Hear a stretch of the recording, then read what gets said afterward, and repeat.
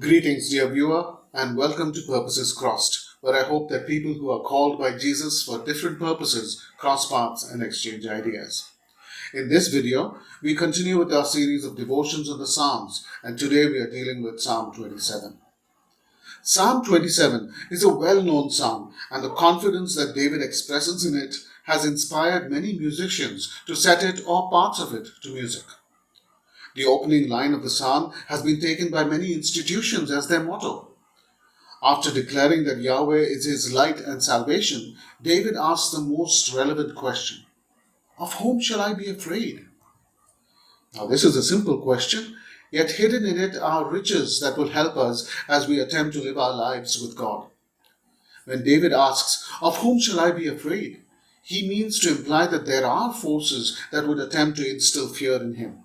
He imagines evil people ganging up against him and states that these enemies would stumble and fall.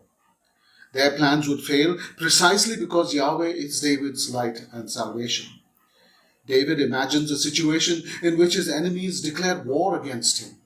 No longer is this an instance of personal vendetta.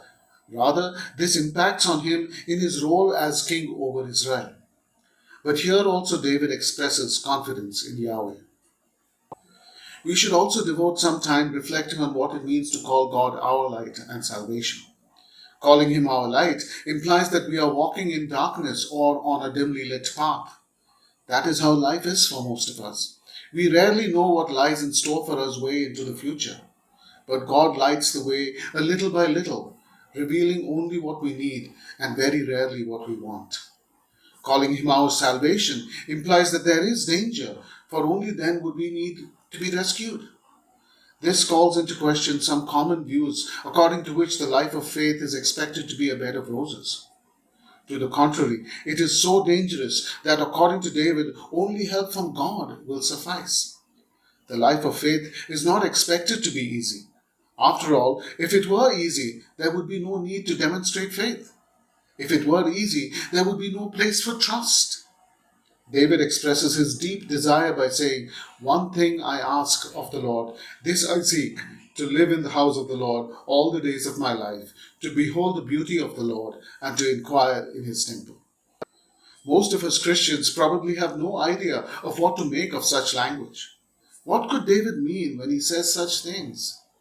In David's time, the temple had not been built, so the house that David refers to here would have been the tabernacle. Now, the tabernacle was supposed to be the place where heaven and earth overlapped and interlocked, and Yahweh was enthroned between the cherubim on the Ark of the Covenant. Now, David, being of the tribe of Judah, would not have had access to the most holy place, into which only the priests were allowed to go. Yet all the Israelites knew that the tabernacle was where their awesome God had chosen to make his dwelling. The sign of his presence with his people was in the tabernacle. Christians from historic traditions have recognized the importance of having dedicated holy places. We have built cathedrals with awe-inspiring architecture in an attempt to capture a bit of the grandeur that David alludes to here. Much of this has been lost in recent decades. But if we visit one of these historic churches around the world, we would be awestruck just as David was.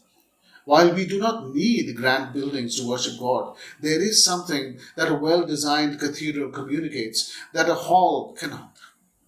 When you are dwarfed by a building that cannot contain God, it gives you a proper perspective. When we are made to remember that Yahweh, whom we worship, is so vast that even the biggest buildings that we build cannot contain him, then we are truly able to submit to him in our deepest troubles. After all, if he deigns to give me protection and guarantee me safety, who or what will be able to make me afraid? The psalm continues with the guarantee of security provided by Yahweh. David declares that even if his parents would forget him, Yahweh would remember. And in the end, salvation resides in the memory of Yahweh. If he remembers me with favor, then I am safe now and always. Of course, David declares with confidence that he would see the goodness of Yahweh in the land of the living. He means that Yahweh's goodness will be manifest in his life before his death. Yet at the same time, he tells himself to wait for Yahweh to act. Yahweh is not a genie who responds to grant our wishes. Yahweh is not a puppet whom we can manipulate into doing what we want. While Yahweh is completely able to protect us and save our lives, He is the sovereign of the universe. We need to trust that He is favorably disposed towards us, but we also need to wait for Him to act should He delay in responding to our cries.